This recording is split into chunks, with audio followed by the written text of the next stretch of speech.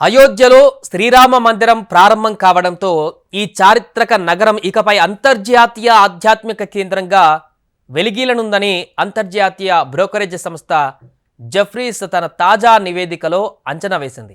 ఏడాదికి 5 కోట్ల మంది ఈ యొక్క ఆధ్యాత్మిక కేంద్రాన్ని సందర్శించేటువంటి వీలుందంటూ కూడా పేర్కొంది. సో అంతర్జాతీయంగా పెరుగుతున్నటువంటి ఆసక్తిని దృష్టిలో పెట్టుకొని అయోధ్యలో $10 బిలియన్ అంటే సుమారుగా 83,000 కోట్ల వ్యయంతో వసతులు కల్పించబోతున్నారు.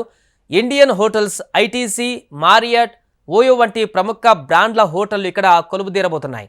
So Burger King, McDonald, jubilant Foods, Devyani International వంటి ఆహార విక్రయ సంస్థలు కూడా తమ శాఖలను ఏర్పాటు చేస్తున్నాయి.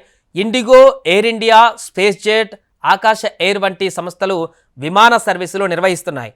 ఫలితంగా దేశీయంగా పలు రాష్ట్రాల నుంచి అంతర్జాతీయ పర్యాటకులు భారీగా తరలి వచ్చేటువంటి వీలుంది.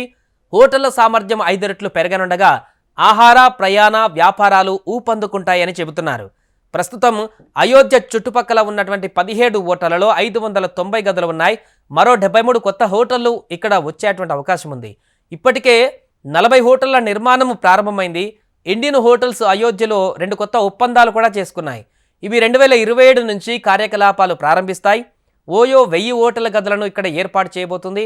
2023 ప్రథమార్థంలోనే బర్గర్ కింగ్ ఇక్కడ తన స్టోర్ని ఏర్పాటు చేసింది.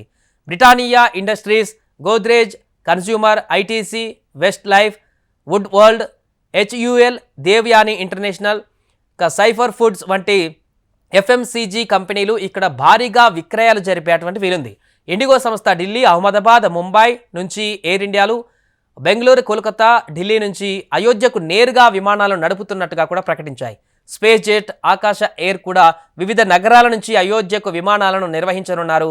ఐఆర్సిటిసి అయోధ్యకు పర్యాటక ప్యాకేజీలను ప్రకటించింది. Make my trip, is my trip వంటి కంపెనీలు అయోధ్య ప్రయాణాలతో లబ్ధి పడతాయి. 2018-19 ఆర్థిక సంవత్సరంలో దేశ జీడీపీకి పర్యాటక రంగం $194 బిలియన్, సుమారు అంటే 16.10 లక్షల కోట్లను జత చేయగా 2032-33 నాటికి 8% వార్షిక సమ్మిళిత వృద్ధి రేటుతో ఇది $440 బిలియన్ వరకు కూడా చేరుతుందనేటువంటి ఒక అంచనా ఉంది. జీడీపీలో పర్యాటక రంగ వాటా మన దేశంలో 6.8% కాగా వర్ధమాన అంటే అభివృద్ధి చెందినటువంటి దేశాలలో ఇది మరో 3-5% ఎక్కువగా ఉంది. దేశంలో చూస్తే అమృత్సర్లోని స్వర్ణ దేవాలయానికి 3-3.5 కోట్ల మంది, ఆంధ్రప్రదేశ్లోని తిరుమలలో 2.5-3 కోట్ల మంది ఏటా దర్శిస్తున్నారని అంచనా. సో అంతర్జాతీయంగా సౌదీ అరేబియాలోని మక్కాను 2 కోట్ల మంది, వాటికన్ సిటీని 90 లక్షల మంది వార్షికంగా సందర్శిస్తున్నారు. వీటితో పోలిస్తే సందర్శకుల విషయంలో అయోధ్య ముందు నిలిచేటువంటి అవకాశం కనిపిస్తోంది.